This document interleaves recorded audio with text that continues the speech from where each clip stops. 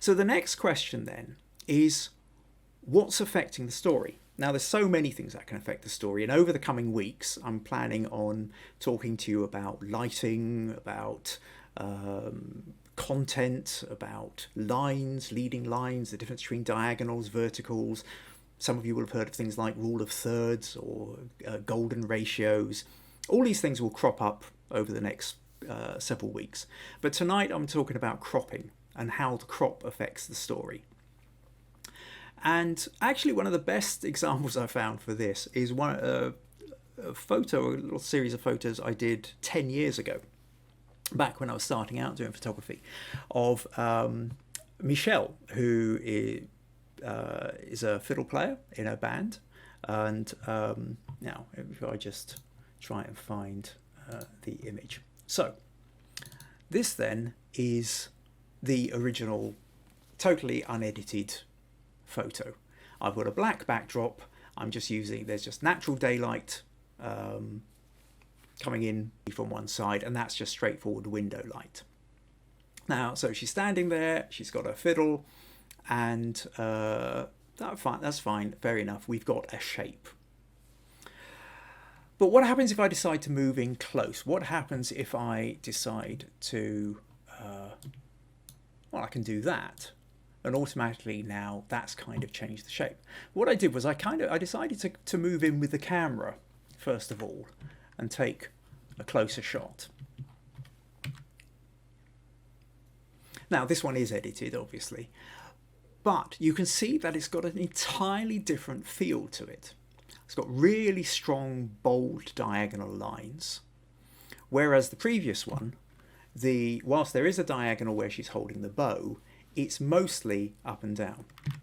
We're coming close, we've got these strong diagonal lines, but now we're not worried about the body, we're not worried about her posture. What we're looking at is we can see her face and we can see the fiddle. And the neck of the fiddle is driving up towards her face, and we're then getting drawn towards the eyes. Now, with portraiture, eyes are the all important bit, and I dare say I will talk plenty about that in the future. But now what you've got is a determined, engaged face with the music, and you just feel, whoa, there's seriousness going on here.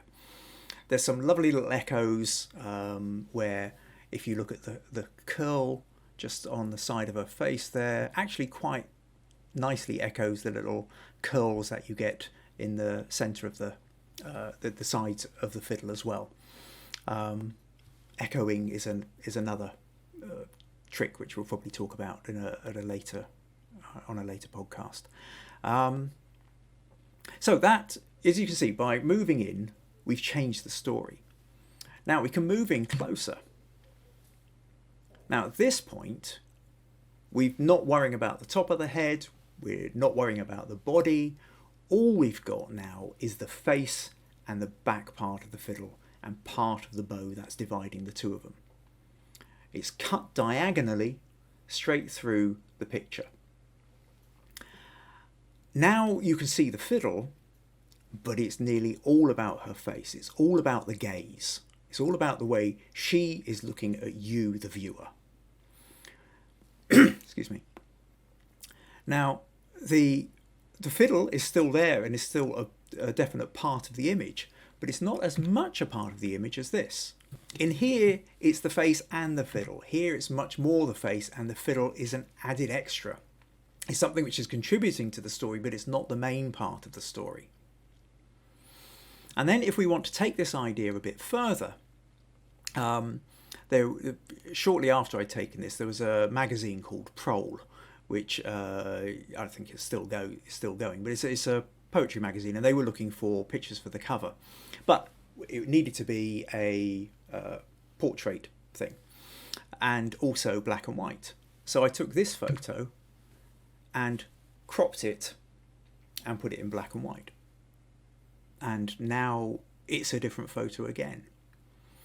So as you can see, where you crop it dramatically affects the story that's being told, and it can make the story more powerful, it can change the story, or it can diminish the story if you don't crop it right. So the general piece of advice I would always give with photos is take it a little bit bigger, a little bit further back than you expect to, just to give you that bit of extra leeway when you come to editing. If you found this useful, let your friends know and hit subscribe.